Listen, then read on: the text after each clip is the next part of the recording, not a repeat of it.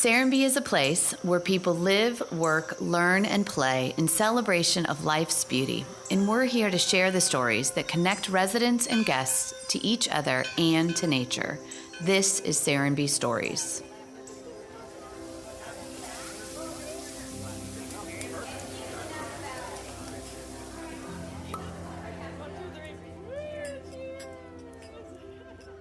We are so glad that Nygrens incorporated art into Serenbe, and today's guest was a major part of making that possible. We're going to talk with John Graham, the founding executive director of the Serenbe Institute, about the importance of funding the arts, how Serenbe Institute is engaging the metro Atlanta area, and the future of art and culture in this community and beyond. But first, Serenbe Stories is brought to you by the Inn at Serenbe. The Inn is nestled in the rolling countryside of bucolic Serenbe, where guests can walk on the 15 miles of trails through preserved forest land, the wildflower meadow, and the animal village.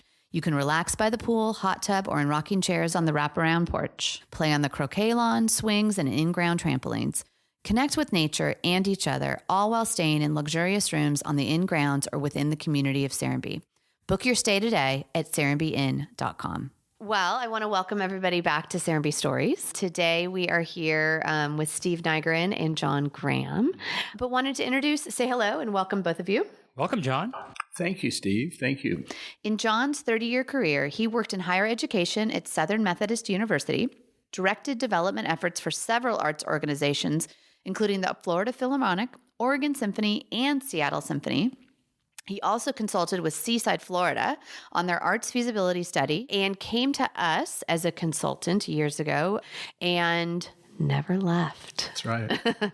So wanted to hear your Serenbe story and really start with the question, how did you first find out about Serenbe? Steve found out about my consulting company, the Tomlinson Graham Group, and we met for breakfast somewhere in town at the crack of dawn, as I remember, but it's Probably. And we talked about all of the planning for art, culture, and the environment that had gone on in the initial stages of the development of Serenbe. And there were lots of plans for a variety of artistic and cultural activities, like a pottery center and a bunch of other stuff like that. But they were just sitting there. There was nothing being done with them. So my firm was engaged by Steve to come in and take a look at all of that planning and try to figure out how to effectuate some of the stuff that could be and should be, and also to develop a mechanism for doing it, because there was no organization. And that's where the idea for the Serenbe Institute for Art, Culture, and the Environment came from. And Steve, did you have the Institute concepted already, or? We'd concepted the Institute in that we wanted to have a permanent funding source because having restaurants in Midtown and being on some of the arts boards, I realized that many of these creative people were having to worry about staying alive in the next year or the year after that.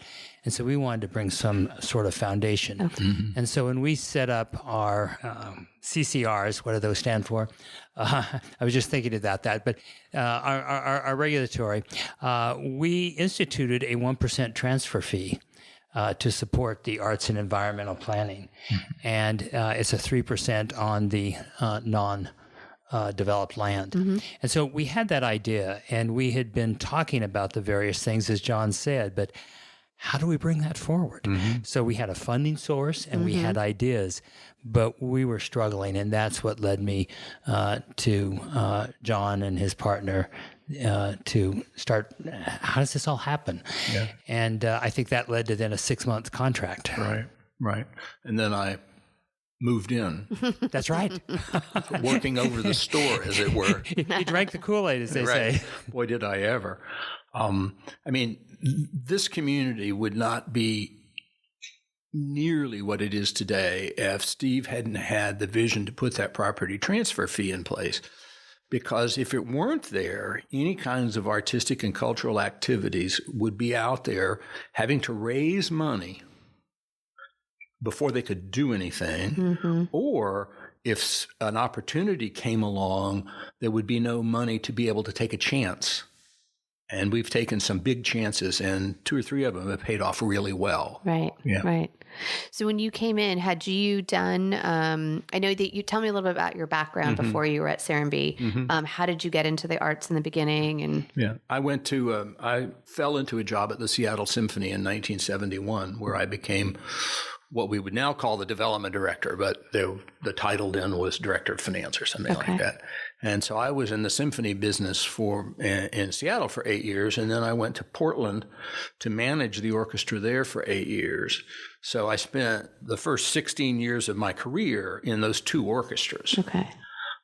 Then I moved to Dallas to teach arts management at the graduate school at SMU. I didn't know that.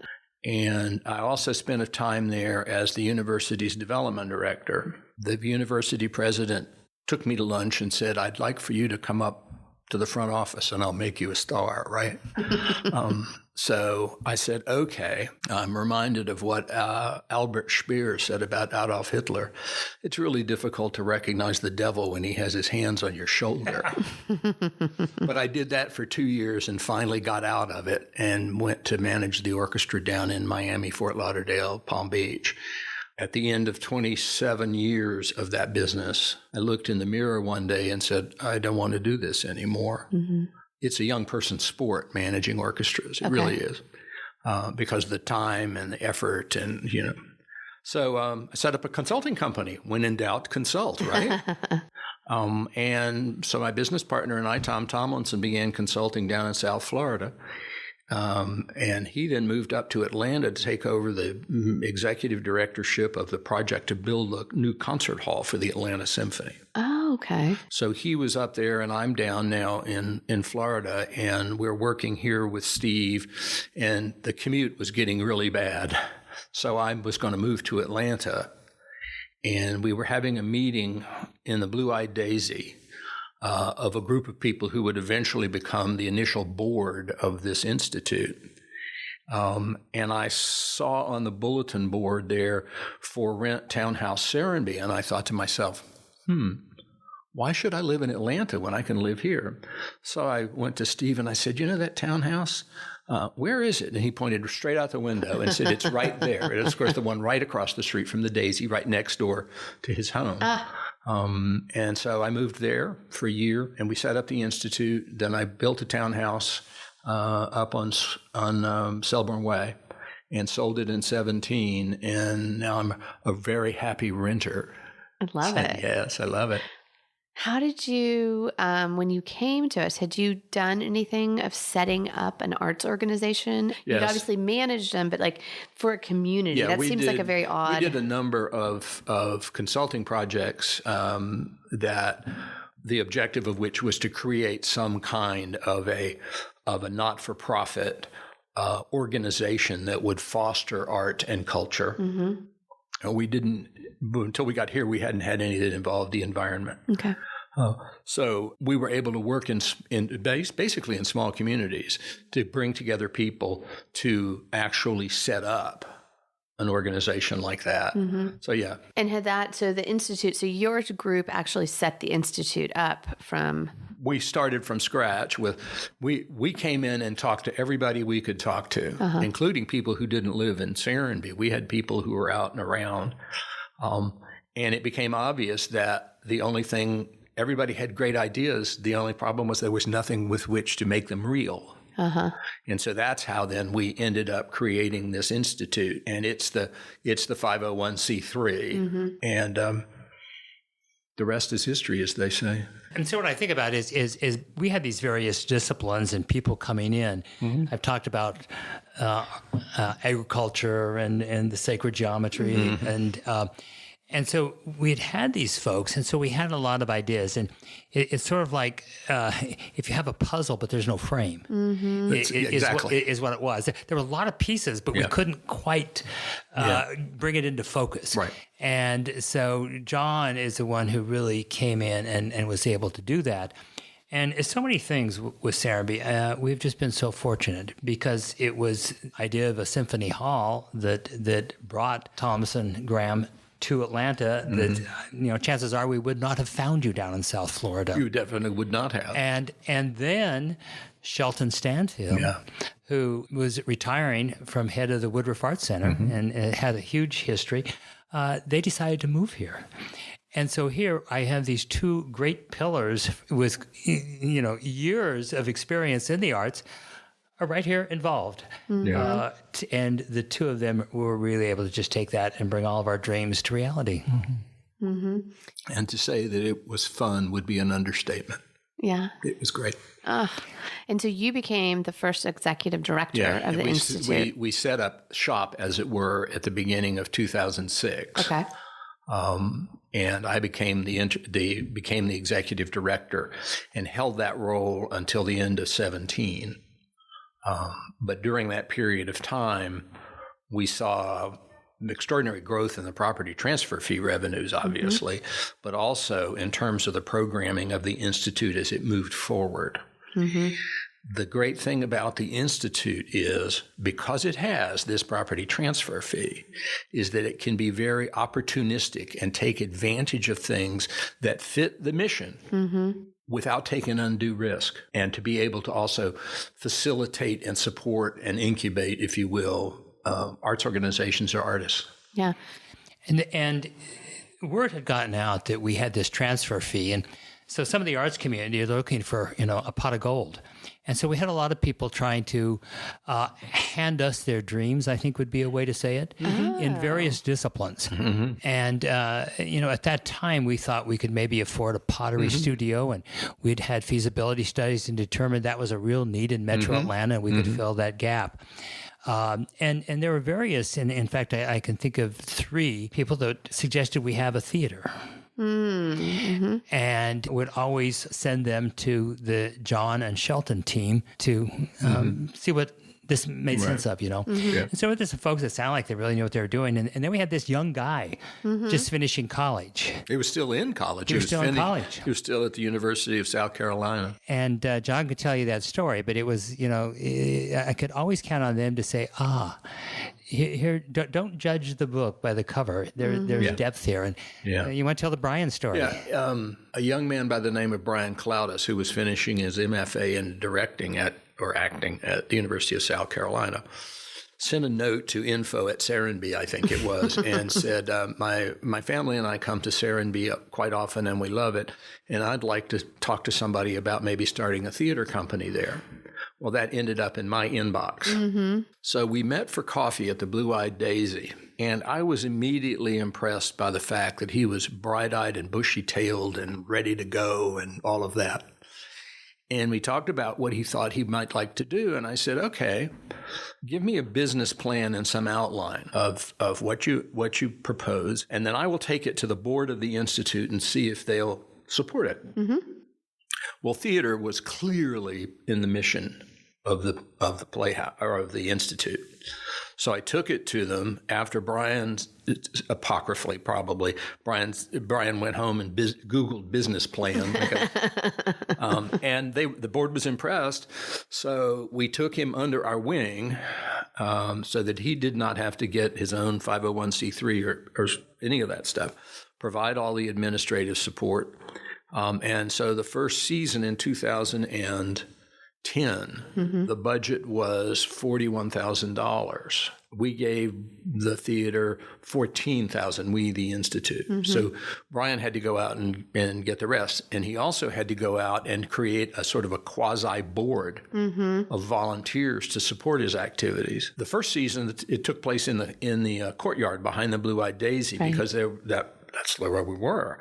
And in the second year, people began thinking, we really need to build him a theater, at which point he said, no, I've decided that what we've got here is that it's outdoors, site-specific, and we'll work that way. Well, that created a whole new character for theater in Atlanta, as a matter of fact. And so the second season came along, and it was a smash hit.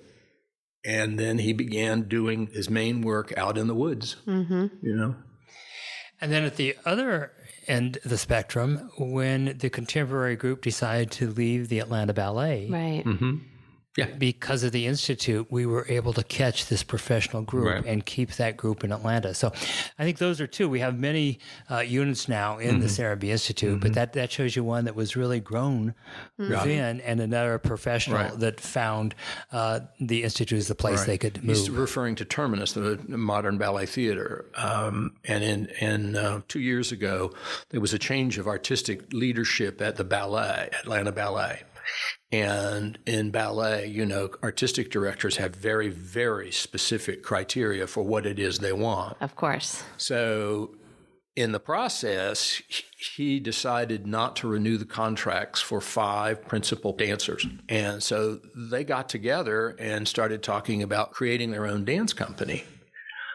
By happenstance, a member of the Institute board had been hired by the ballet to give diction lessons to a couple of the dancers, because in one particular ballet production, I don't know if I knew this. they had to speak. Well, dancers don't speak; they didn't.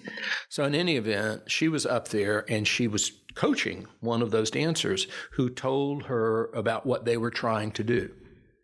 Well, a bell went off in her head, light went off in her head, and she came back to the Institute board and said, "Here's an opportunity. What do you think?" Well, let's pursue it. So we sat down up in Atlanta with the principals, all of the dancers actually, and sat across the table and said, "What is it you need?" And everything that they needed that they couldn't do, we could. Yeah. So we said, "Okay, come home."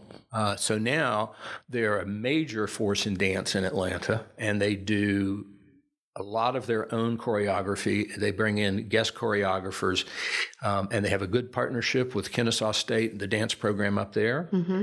And their performances down here, out of doors, have been spectacular. And unbelievable. I mean, on the level of anything that you would find internationally or in New York. Right. And so people many times think that the Institute and the art programming is for Serenbe or the area, but we are a force in Metro Atlanta and even the Southeast. That's correct. And I believe for the Playhouse, that little budget is now approaching $2 million, I believe. And 1% of the ticket sales come from our zip code.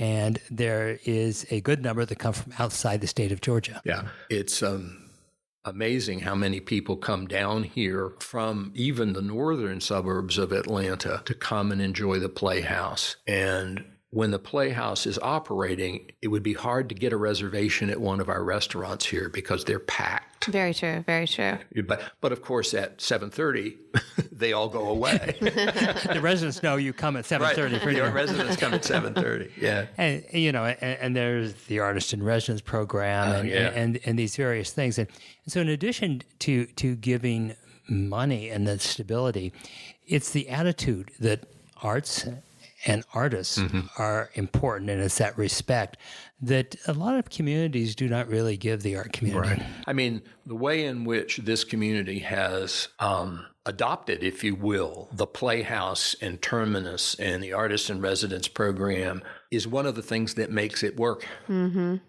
We've learned that we can't do anything successfully if there isn't a resident here willing to go to the wall for whatever that organization is.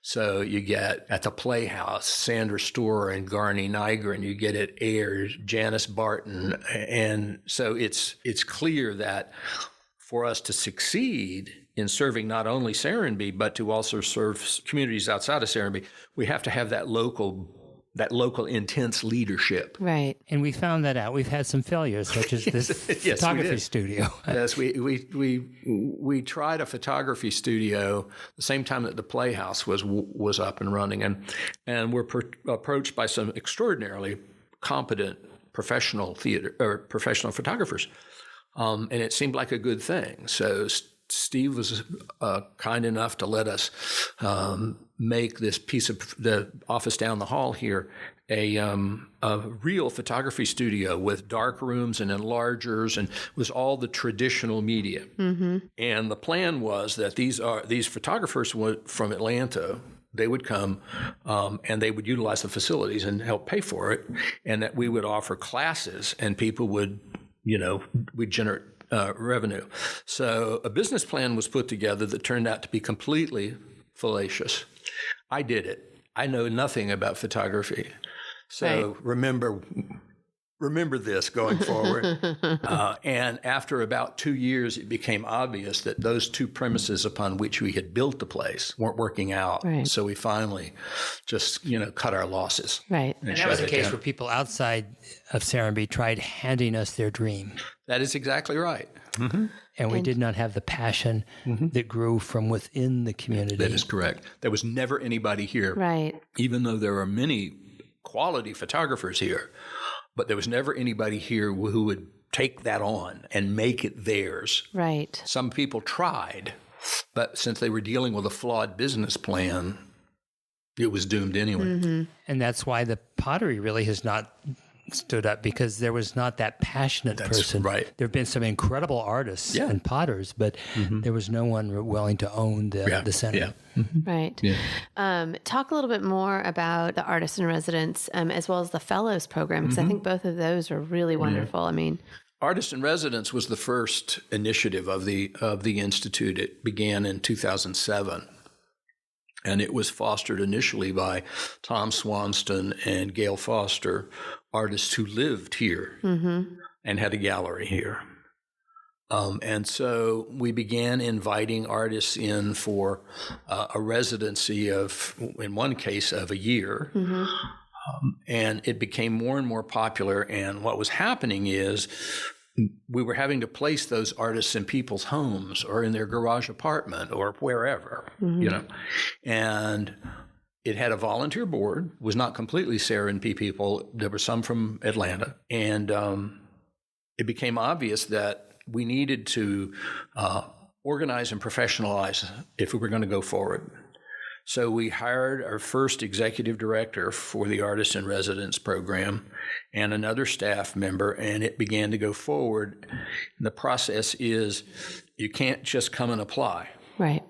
There is a national advisory council made up of leaders in the various media, and they nominate people. The nominations go to the AIR board, and they choose the ones for whom they will issue an invitation. The residencies last from 3 weeks to a month to 6 months, depending on the artist, depending on what's available.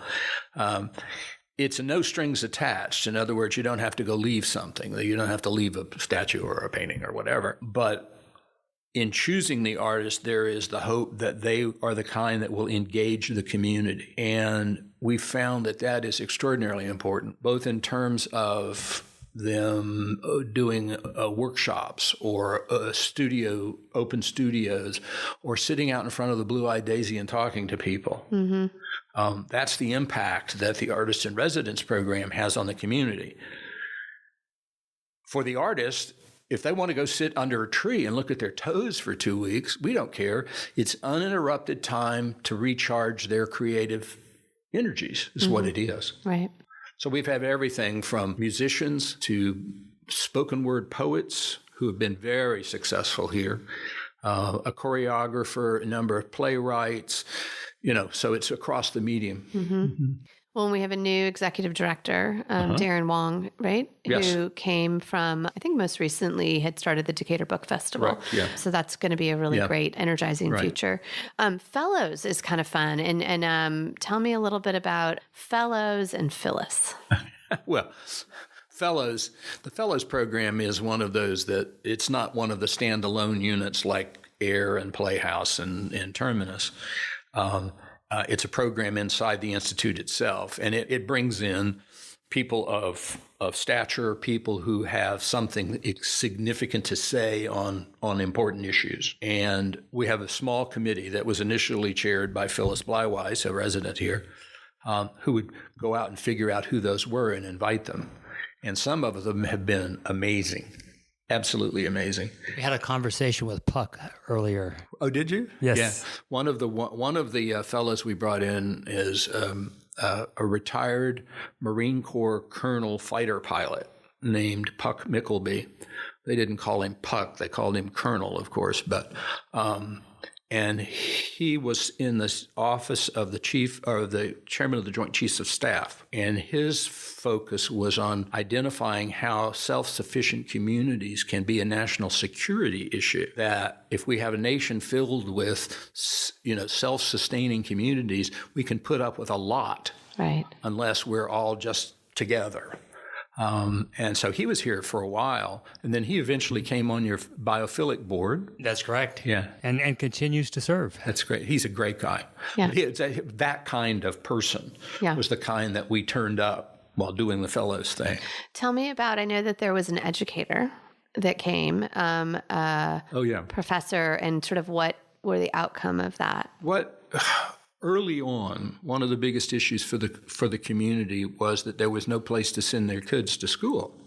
So clearly that was a deterrent to young families coming and buying a residence here. And so the Institute pulled together sort of a town meeting to discuss this issue. And we brought in two experts, one a professor of community education at the University of Michigan, and then a sociologist who has been coming to Serenbe for quite a while. And we spent a weekend talking about that and all of the opportunities and what directions it might take. And at the end of that, there ended up to be two groups of people. One group that said, we will take over trying to create a Montessori school because the one that we had closed down. And the other one said, we will work to get a charter school. Well, it worked. We have both. Yeah. So, but it was because the Institute was able to pull together the community in a conversation mode that we were able to deal with that. Yeah.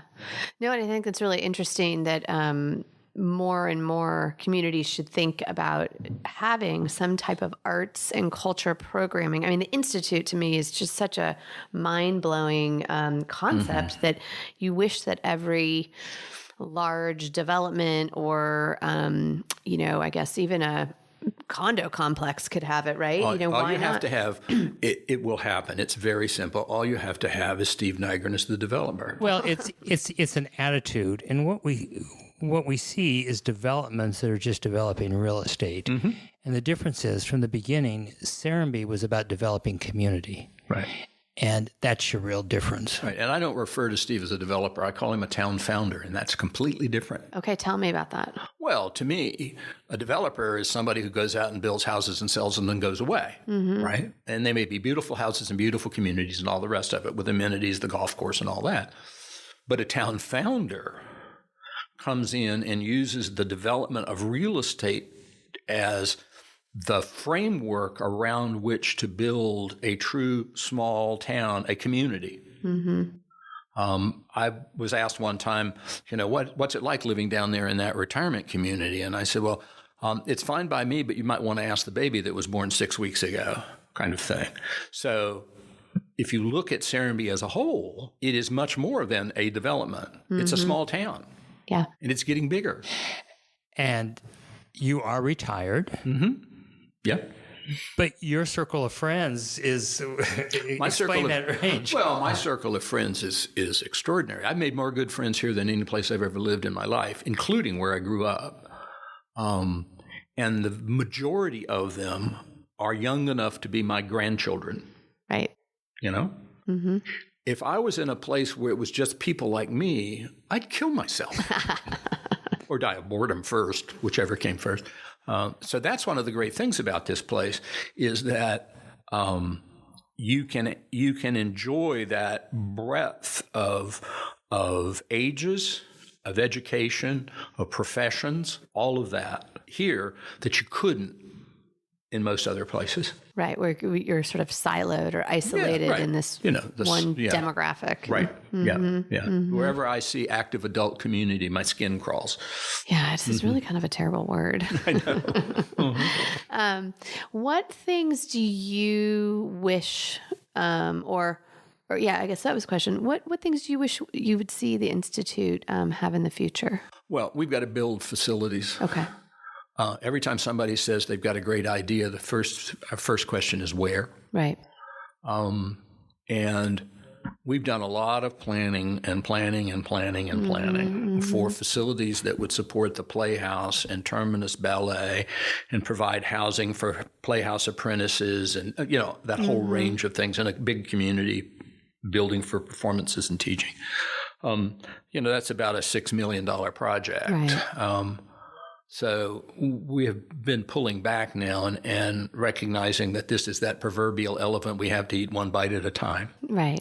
So I think where we're going next is an outdoor performance site that is covered, especially for the stage primarily, so that if it's drizzling, the dancers can still dance. If they're uncovered and it drizzles and the marley floor gets wet, that's it. To a certain extent, there needs to be a place where the Playhouse can run to cover, sort of thing. So hopefully we'll be able to work on that and get it finished within the next 2 years, I would think. It would be a combination project between the Institute and the development company, because the development company owns the land, And so that's the next big thing. We haven't talked about the South Fulton Area Initiative, and I want to make sure we talk about that. Definitely. It's a wonderful program. Yeah. If you look at the South Fulton Crescent, as it were, below 20, below and out by the airport, they're very underserved communities. There's very little arts activity, very little arts education, and so we decided to do an experimental project to see if the Institute could somehow help meet those needs. So we began making contact with community centers and libraries and chambers of commerce and all of this to define who the constituency would be. One of the biggest ones is Grady Hospital. So what we did was we then began mounting programs using the Playhouse and using Terminus and using a spoken word poet or something like that to begin to provide services to those communities. The great thing about it is that it's to date is fully funded by grant money. So none of the operational money of the Institute goes into it. And that makes it very attractive, obviously. But that, I think, is one of the places where we have a real opportunity to make a significant impact outside of Serenbe. No, that's incredible. Are there future plans for other sites or other partnerships? We have a staff member who on the Institute board or Institute staff whose responsibility is managing that program and beginning to identify additional partners, But Grady, I was in Grady one day, and there's a cellist in the lobby. That's incredible. That great, huge, towering lobby. And it was fabulous. And people were gathered around, many of whom had never seen a cello, I'm sure. Right. And it had an enormous impact. Yeah, it's incredible. And I talked to someone, they happened to be on one of the West Side MARTA stops, and there was Terminus dancers. They get out, and there is... So it's really doing an incredible community service for. I think one of the continuing challenges for the Institute has been from the beginning to make sure that the understanding and image of the Institute as what it is recognized by everybody who lives in Serenbe. And that imaging problem has been with us since the beginning, practically. And so people move in and they go, oh, let's go to the Playhouse. They have no idea where the Playhouse comes from. And all of a sudden they hear about the Institute and say, well, I don't know what that is. Let's, So that's a continuing education inside the community to make sure that happens. And that's because the Institute, the transfer fee happens at the time of the closing. That is correct. And it's just, it's that document. So it's like one of those legal things. Yeah. Now, most people are glad to do it, and they realize that they are supported. To my knowledge, there's never been a sale go south because of the transfer fee. We've never lost a sale because of it. And I can only think of like 2 people that even complained about it. And I can think of at least 5 instances where people have given us more because generally they put stock in because it's a nonprofit and they can do it that way. And they always rounded it up to considerably some of them. Round it up to 10,000. That would be very nice. I had a neighbor who bought a lot and paid the transfer fee on the lot. When he sold the lot, he paid it again, as did the people who bought the lot. So it was a double whammy. He just liked, he believed in what we were doing. Mm-hmm. No, it's people get invested in more ways than one. That's true. They're required to invest, and then the task is. And the issue is for them to know when they walk out of that closing what it is they're going to get for that closing, the transfer fee. One of the things that everybody has to remember is once that money goes into the institutes, it's not anybody else's money but the institute. Right. If you want it to do something specific, you could come and ask, but you can't designate that you're going to use my transfer fee to do this. Right. No. Because that decision is made at the level of the institute Exactly. board. And that's why you have the board. And then we started publishing an annual report, and that's been several years. And I don't know if we should, if we can we link can that link to the current one. And someone can see our Which is annual fantastic report. because it shows where all the dollars go, where they came in, where they go. Talks about all of the different units and programs, how many days of art they've had, some of the highlights, how many customers, if grants have come in, as well as who the board is. So it's a wonderful document. It really is. I mean, it's important to remember that when we started the Playhouse, when we started AIR and we started the Playhouse, and then we took Terminus, that they don't exist on the money that comes from the Institute. They get money from the Institute, but they are self-sustaining at their own level by going out and getting their sponsorships, their contributions, et cetera, et cetera. And many times it's earned income through the program. Right. And so what we do with the property transfer fee then is provide most of that back office stuff that they would have to have on their own if the Institute weren't there. They'd have to have their own accounting department, file their own taxes, do their own audits, HR, all of the rest of it. So the last time I looked, the value of, if you could call how you value that sort of thing, for those units, which by the way we now call divisions.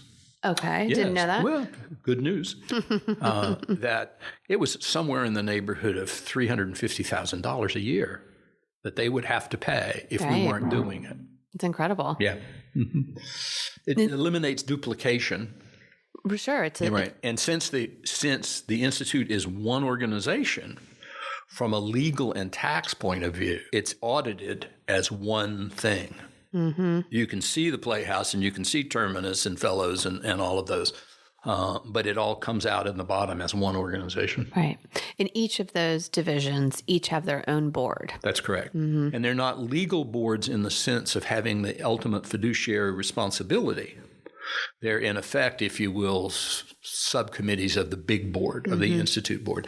The fiduciary responsibility lies with the Institute board itself. Right. And for the Atlanta listeners, it's very much like the Woodruff Art Center. Right, in many ways, like the Woodruff Art Center, with the decimal place 4 places to the left. A decimal point. Today, yes, you never know. That's right. Anything else you want to add that we haven't covered about the Institute? I was thinking on the way over here about the early days, and this can be a very funny place, you know? And I was trying to think of the funniest thing I can ever remember happening in here. And it was in the first season of the Playhouse. And they were doing a production of a play called Ordinary Days. And Brian Cloudus was in it. And it was in the courtyard right by the fountain there. And he got up on the edge of the fountain to deliver a monologue or something, and he slipped and fell right in. Got up, wet, covered with little frogs because the place was filled with them, and continued as if nothing had ever happened. the show must go on. The show must go on. That is true. That's a great story. Yeah. Well, John, you have been just such an incredible both foundation and glue as we have built the Institute and the art program, and your legacy will live on in many ways. Well, as we occasionally say to each other, who'da thunk it? Yeah, exactly. Thank you, Steve. These dreams have become a reality. That's true.